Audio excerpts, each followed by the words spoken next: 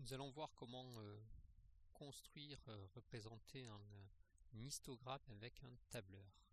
Donc ici le cas d'une répartition d'un caractère quantitatif continu des vitesses avec les relevés des effectifs correspondants. Donc pour faire cela, il faut on va dire tricher un petit peu et rajouter une colonne centre de classe.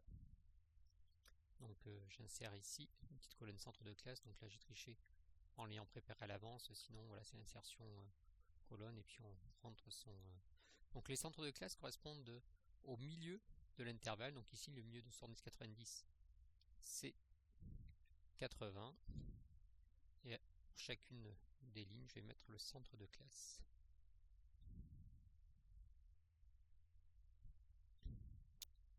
Voilà, donc on va représenter donc ces centres de classe et les effectifs associés. Donc je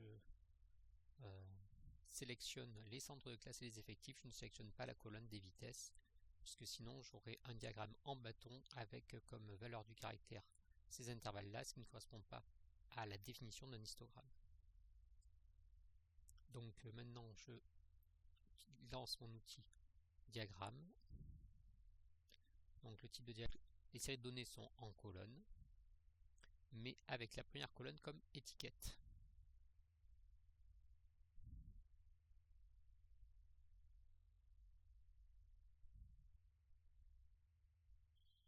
On va rajouter un titre à cet élément. Donc ce sont les vitesses en km par heure relevé le 15 août.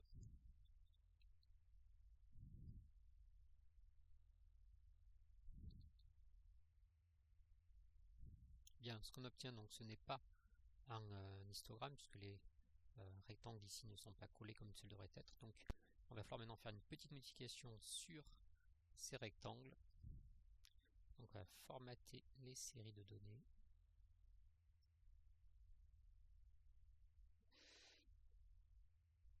Donc on a un espacement de 100%, on va passer l'espacement à 0%.